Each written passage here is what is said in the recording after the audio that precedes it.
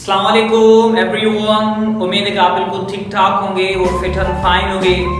So guys, आज हम एक और टेंस के बारे में पढ़ने जा रहे हैं जिसको हम पास्ट परफेक्ट टेंस कहते हैं डियर। ये थोड़ा ट्रिकी टेंस है, आपको सही से समझना है। अगर आप इस टेंस को सही से समझना चाहते हैं गाइस तो लास्ट तक ये वीडियो देखिएगा। प्रॉपर्ली और परफेक्टली आपको ये टेंस समझ में आ जाएगा गाइस।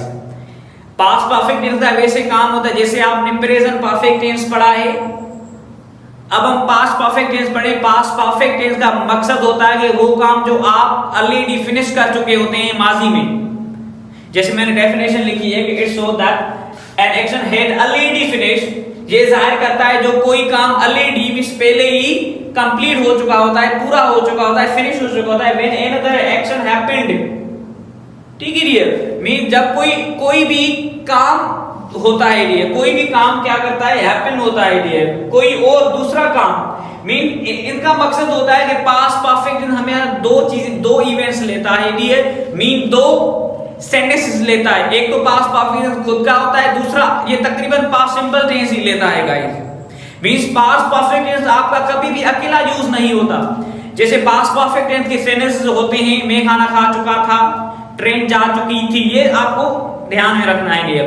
जैसे हम खाना खा चुके थे, वो क्रिकेट खेल चुके थे, आप घर जा चुके थे।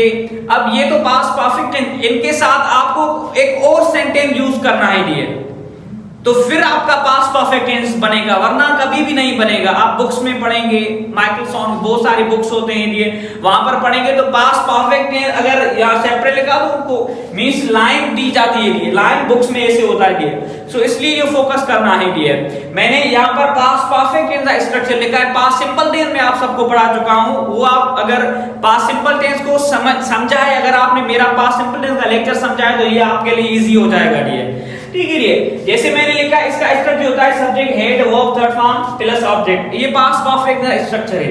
जैसे मैंने एकदम लिखा I had bought a car, I had bought, buy का ये थर्ड फॉर्म होता है, सेकंड फॉर्म और थर्ड फॉर्म हमेशा वर्ब की थर्ड फॉर्म यूज होती है पास्ट परफेक्ट टेंस में। I had bought a car, मैं कार खरीद चुका था या मैंने कार खरीद ली थी डियर, ठीक है। कब खरीद ली थी?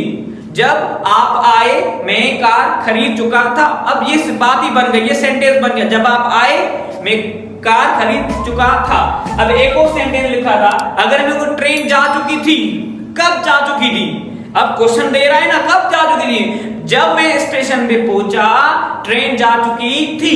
अब देखो ये सेंटेंस हो गया, कब जब।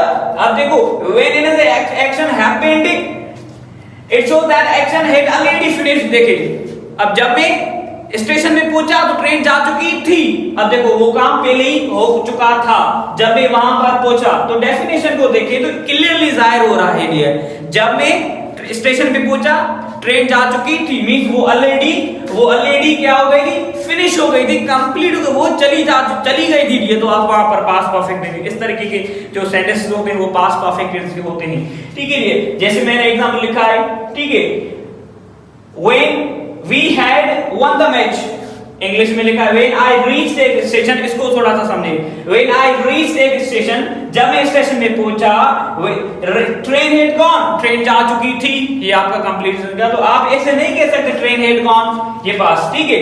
उसके बाद इसका एक और से we had won the match, we had won the match, हम मैच जीत चुके थे। कब जीत चुके थे?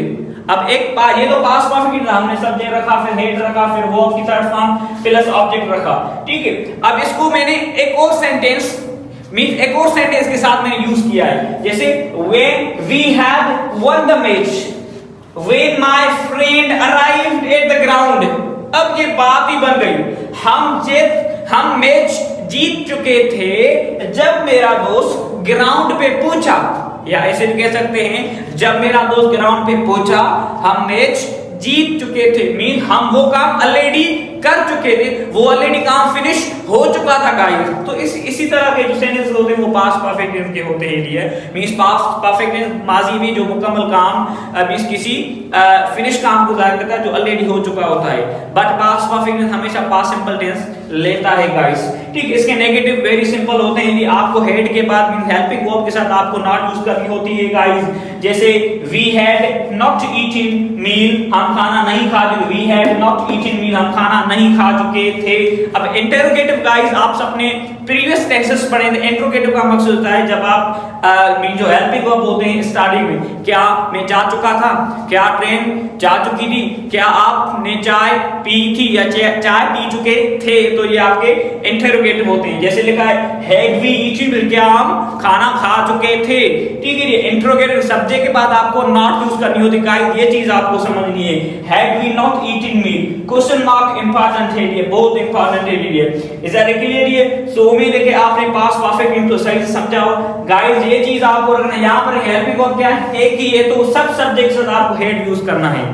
सो उम्मीद है कि आपने पास्ट परफेक्ट टेंस को सही से समझा होगा। अगर कोई भी क्वेश्चन हो तो आप कमेंट में क्वेश्चन कर सकते हैं, कोई भी प्रॉब्लम हो रही है। थैंक यू सो मच, मिलते हैं अगले टेंस में।